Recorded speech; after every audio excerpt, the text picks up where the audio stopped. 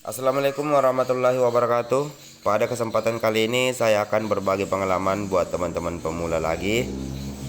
Ini saya khususkan buat teman-teman pemula ya, karena kalau teman-teman yang sudah senior pasti sudah paham lah tentang cara pemeriksaan Honda Beat yang tidak bisa di double starter.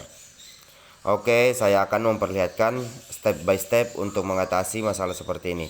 Dengan catatan, aki, dinamo starter, bandit sudah diperiksa aman semua tapi belum bisa di double starter.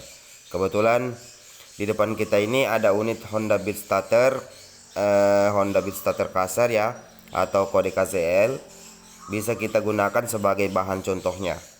Karena kebetulan motor ini sudah normal teman-teman, jadi kita cuma ambil contoh aja. Oke, yang pertama yang harus kita cek itu teman-teman, kita periksa di bagian switch rem. Kebetulan switch rem yang aktif itu cuma yang sebelah kiri, jadi kita periksa yang di bagian kiri aja. Oke, di sini ada dua kabel teman-teman. Kita akan memeriksanya memakai test pen yang seperti ini. Untuk jepitannya kita jepitkan di bodi atau massa. Oke. Lalu kita periksa yang kabel warna hijau strip kuning. Ini.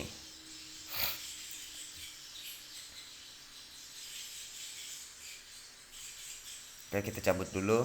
Oke, ini untuk kabel hijau strip kuning masih normal teman-teman untuk switchnya. Pastikan kita pencet ya untuk remnya. Oke. Di bagian ini normal. Oke, kita sambung dulu. Oke, baru lanjut ke samping kembali, kita periksa di bagian tombol starternya. Untuk pemeriksaan di bagian tombol starter, pertama kita periksa kabel yang warna hijau strip kuning. Ini terhubung ke switch rem yang tadi. Oke, untuk cara pemeriksaannya teman-teman, kita colokkan aja di kabel hijau ini, hijau strip kuning ini. Tapi pastikan di bagian pedal rem tetap tertekan. Oke, kita lanjut. Kita colokkan test pen di kabel hijau strip kuning ini, lalu kita kunci kontak on. Kalau dia menyala berarti kabel ini masih terhubung ke switch rem, masih normal teman-teman. Oke, lanjut kita periksa tombol starternya apakah masih bagus. Kita colokkan test pen ke kabel yang warna kuning strip hijau. Nah, di bagian ini. Oke, kita colokkan. Lalu kita tekan tombol starternya. Oke, nah, kita tekan. Kalau dia masih menyala, berarti tombol starter masih normal. Oke, kita tes sekali lagi.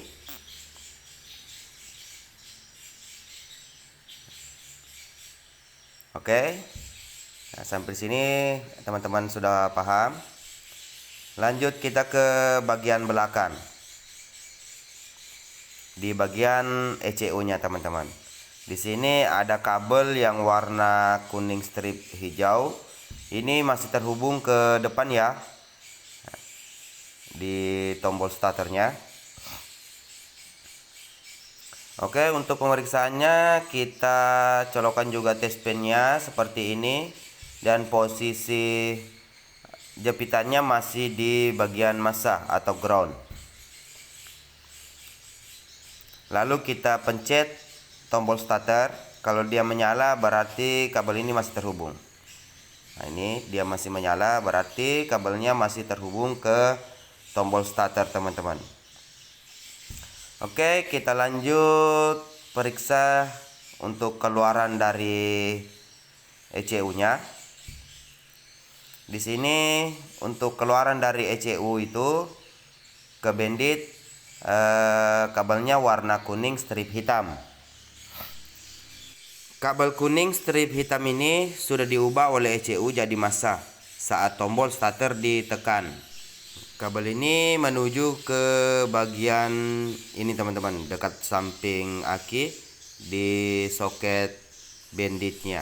Oh ya teman-teman, fungsi bandit starter atau relay starter sebagai saklar elektromagnet untuk menghubungkan arus listrik besar dari aki ke dinamo starter saat tombol starter ditekan teman-teman.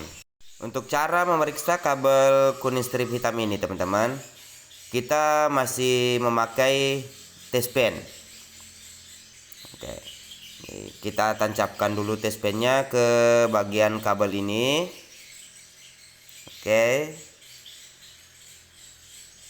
lalu ujung jepitan, maksudnya jepitan test pennya kita posisikan di bagian positif sekarang, bukan di bagian negatif lagi ya teman-teman. Oke, seperti ini.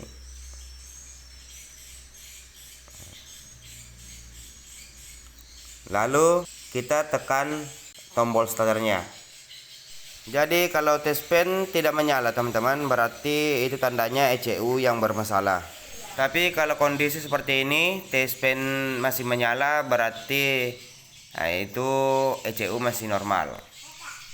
Karena ada beberapa faktor kenapa double starter tidak bisa berfungsi dengan normal.